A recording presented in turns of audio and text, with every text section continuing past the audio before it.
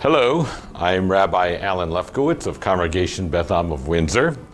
This is my 14th year at the synagogue, and I've served as cantor for a total of 40 years in congregational life.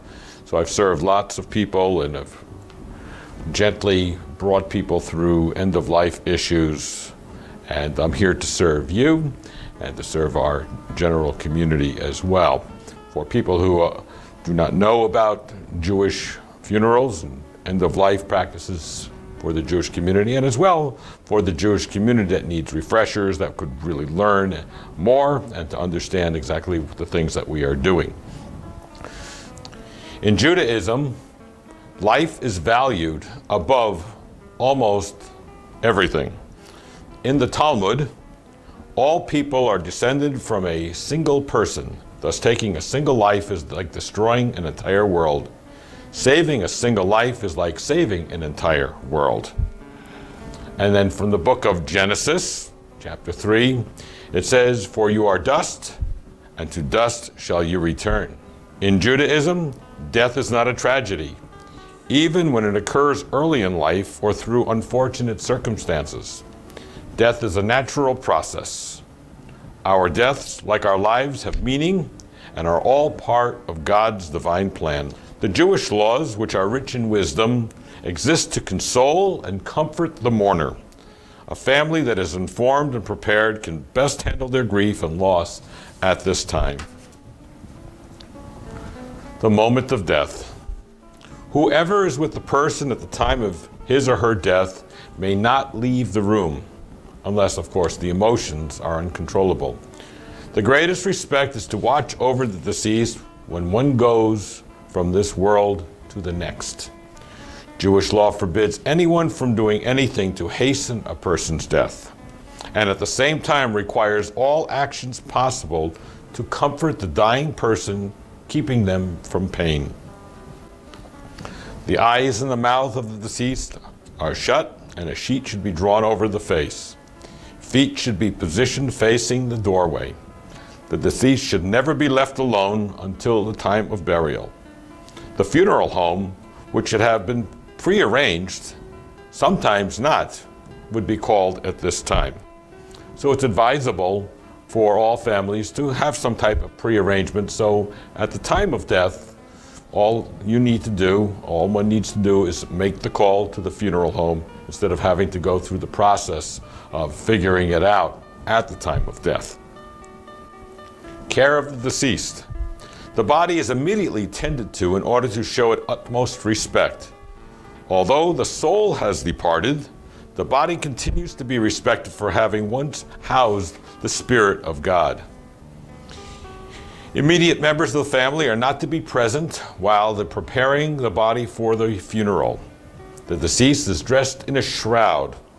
All human beings are considered equal and therefore are all dressed in the same manner. Poor and rich alike are dressed in a simple white garment without pockets. According to Jewish tradition, embalming, which is the unnatural preservation of the dead, and the use of cosmetics on the deceased are not permitted. Embalming is not required by civil law. The Chevra Kadisha, which is holy society, these are members of the community who prepare the body for burial. They are a specially trained group of people who perform this mitzvah, this commandment or good deed, of what's called tahara, which is purification.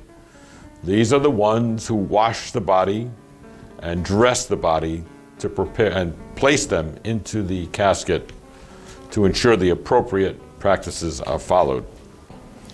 The body is then wrapped in a prayer shawl with one of the fringes, the prayer shawl, the talit. The fringes are cut to symbolize the mourning period and the loss. The casket too is simple and made completely of wood. The burial should be made as soon as possible. Viewing. Viewing is not traditionally a part of the Jewish custom. It is thought to be disrespectful because it creates an unequal relationship, because you are looking upon someone who cannot look back at you. However, there are some family members who may need to see their loved one to help face the reality of death. The funeral is geared toward honoring the departed. First thing that's done is the rending of the garment, which is called Kriyah, from Genesis 27. The mourner's act of rending a garment is an outward expression of the rending of the soul. When we have a loss, it tears at our heart, and the tearing of the heart is symbolized through the tearing of a garment. Today, many families prefer to wear the black ribbon, which is usually provided by the funeral home. That is then worn because it's not part of our usual clothing for 30 days. This rite is performed by the rabbi with the family standing together right before the funeral begins. The cut is made, initially the cut is made, and then the mourner takes the edge and gently tugs to make a tear. And then the mourner says the words from the book of Job, that the Lord has given and the Lord has taken away. Praise be the name of the Lord. Followed by the blessing, blessed is the judge of truth. For the funeral, following the tearing of the garment, the Kriyah, there are verses from the Psalms and prophets are read. A prayer is also said for memorial as well as a eulogy. The eulogy serves two purposes: to praise and extol the deceased for all his or her qualities. The next is to express grief on behalf of the mourners and the rest of the community. The deceased must be buried in the earth. Therefore, cremation and embalming are forbidden. There should be a natural decomposition of the body, from dust to dust. Also for the burial, there are several customs as to who the pallbearers may be. Usually family and close friends fill this role and are the ones to start shoveling the earth into the grave. Then the Kaddish is said. The prayer recited for the deceased is recited at that time. The mourner's Kaddish is not about death, but glorifies and sanctifies God's name. We bless life, acknowledge life, and bless and praise and glorify, exalted and extolled and honored and adored, and lauded is God's holy name. When placing soil into the grave, the back end of the shovel is used. There are three reasons for that. First, this isn't our usual work. We don't bury every day. It's not our job. So we don't know how. Demonstrating our reluctance to let go and vanity is the second reason, and the willingness to give up looking good, as the back end of the shovel does not hold much soil. Then the shovel is used correctly. The shovel is then placed into the mound and not passed on to the next person, as each person fulfills the commandment of personally burying the dead. This is also a voluntary obligation. So while it's voluntary, we are also obliged to bury the dead. At the conclusion of the burial service, the mourners leave the cemetery by walking between two parallel lines. These are the lines of consolation, formed by those who are in attendance, family and friends. This is the first chance for people to express their condolences to the family, as now they are officially mourning. They are officially mourners. Shiva. The word Sheva in Hebrew means 7, and the word Shiva is taken from that to mean 7 days of mourning following the funeral. And during those 7 days, the mourners are required to sit during the Shiva period, 7 days of sitting. During the week of Shiva, any family member and friends may come to comfort the mourners, regardless of their religious beliefs. Also, there is no flowers. We do not give flowers as gifts. Flowers are frowned upon because when flowers are then cut, the flowers then die. So it's encouraged as a way to memorialize one who has died is by giving tzedakah, which is charity. Tzedakah actually comes from the word righteous, so it's righteous giving. Cremation is not traditionally accepted in Judaism. The Jewish tradition is to be buried in the ground. Jewish law forbids cremation because it believes the soul will remain restless and wander for eternity. Shemira, sitting with the deceased. Tradition encourages, as an act of great respect, that the body is not left alone from the time of death until burial. The watcher, or the shmira, shomer, performs this mitzvah. Can be a family member, a friend, or member of the community. Aron, the burial casket. In Judaism, the casket must be made completely of wood, with holes in the bottom. Like the burial shroud, the casket should be simple and unadored. Metal caskets are not permitted by Jewish law because metal was a sign of war. So even a wood casket would not have any kind of metal on it at all. The scheduling of a funeral. So the question, how soon after death should the funeral be held? Jewish tradition mandates burial as soon as possible. Long ago, when families lived close together in small communities, burial was usually completed by sundown on that same day of death. The Jewish day begins at sundown and ends the following sundown. Now, with families spread all over the country and even over all the world, funerals can be delayed for travel.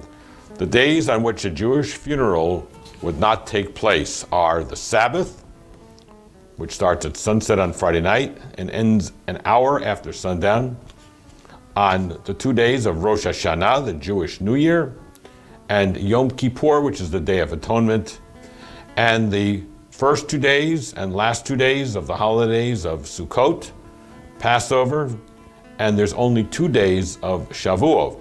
These are pilgrimage holidays, and burial would not take place on any of those days. At the time of death, a rabbi is usually consulted. If one is unaffiliated and the family does not have a rabbi, the funeral home, this one, the Carmon Funeral Home, would have a list of rabbis to call. Washing of hands. This is done after the funeral, following the visit to the cemetery. This is because after being so close to the deceased, we wash our hands. A container of water should be prepared for this purpose outside the entrance of the residence where one is about to enter for Shiva. In the house of Shiva, we would light a candle. Traditionally, when mourners return to the house after the funeral, lighting a candle that burns for the entire 7 days. This candle is placed in a prominent spot in the room where people will be sitting the most. Also, the candle should be kept in a safe place. This candle burns for the time the family is sitting Shiva. The Shiva candle is therefore symbolic of the soul of the deceased. There's the meal of consolation, one of the oldest, most important, and meaningful traditions that the Jewish people have upon returning to the house of mourning following the burial.